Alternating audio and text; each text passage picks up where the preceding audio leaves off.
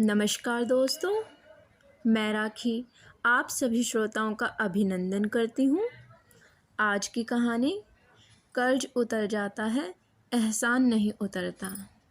यहाँ बम्बई में कई दोस्त मिले जिनके साथ अच्छी बुरी गुजरी। कृष्णचंद्र, भारती, कमलेश्वर जो शुरू ही में ये न मिल गए होते तो बम्बई में मेरा रहना असंभव हो जाता। शुरू में मेरे पास कोई काम नहीं था और बम्बई में मैं अजनबी था। उन दिनों इन दोस्तों ने बड़ी मदद की। इन्होंने मुझे जिंदा रखने के लिए चंदा देकर मेरी तौहीन नहीं की। इन्होंने मुझे उल्टे सीधे काम दिए और उस काम की मजदूरी दी। पर इसका मतलब यह नहीं कि मैं इन लोगों के एहसान से कभी बरी हो सकता हूँ। मुझे वह दिन आज भी अच्छी तरह याद है जब नैयर होली फैमिली अस्पताल में थी। 4 दिन के बाद अस्पताल का बिल अदा करके मुझे नैयर और मरियम को वहाँ से लाना था। 700-750 का बिल था और मेरे पास 100-125 रुपये थे। तब कमलेश्वर ने सारिका से, भारती ने धर्मयुग से मुझे पैसे एडवांस दिलाए और कृष्ण जी ने अपनी एक फिल्म के कुछ संवाद लिखवा के पैसे दिए और मरियम घर आ गई। आज सोचता हूँ कि जो यह तीनों न रहे होते तो मैंने क्या किया होता। क्या मरियम को अस्पताल में छोड़ देता? वह बहुत बुरे दिन थे। कुछ दोस्तों से उधार भी लिया। कलकत्ते से ओपी टांटिया और राजस्थान में मेरी एक मुँह बोली बहन लनीला और अलीगढ़ से मेरे भाई मेहंदी रजा और दोस्त कुंवर पाल सिंह ने मदद की। कर्ज उतर जाता है, एहसान नहीं उतरता।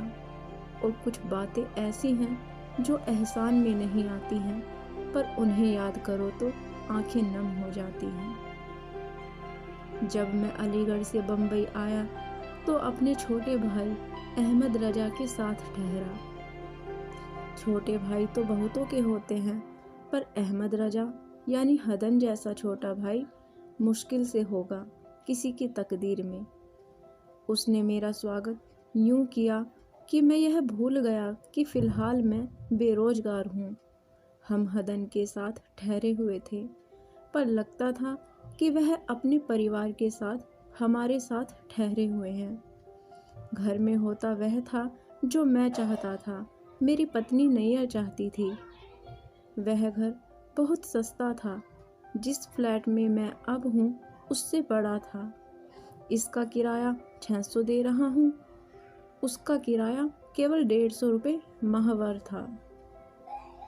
तो हदन ने सोचा कि वह घर उन्हें मेरे लिए खाली कर देना चाहिए।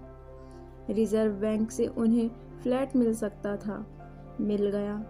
जब वह जाने लगे तो उन्होंने अपनी पत्नी के साथ साजिश की कि घर का सारा सामान मेरे लिए छोड़ जाएं, क्योंकि मेरे पास तो कुछ था नहीं। जाहिर है कि मैं इस पर राजी नहीं हुआ। उन दोनों को बड़ी ज़बरदस्त डांट पिलाई मैंने। चुनाचे वह घर का सारा सामान लेकर चले गए और घर नंगा रह गया। मेरे पास 2 कुर्सियां भी नहीं थी। हमने कमरे में 2 गद्दे डाल दिए और वही 2 गद्दों वाला वीरान कमरा बम्बई में हमारा पहला ड्राइंग रूम बना। उन दिनों मैं नैयर से शर्माने लगा था।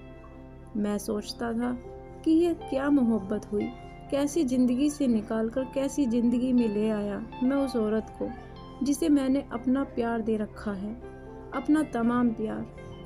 मगर नैयर ने मुझे यह कभी महसूस होने नहीं दिया कि वह निम्न मध्यम वर्गीय ज़िंदगी को झेल नहीं पा रही है। हम दोनों उस उजाड़ घर में बहुत खुश थे।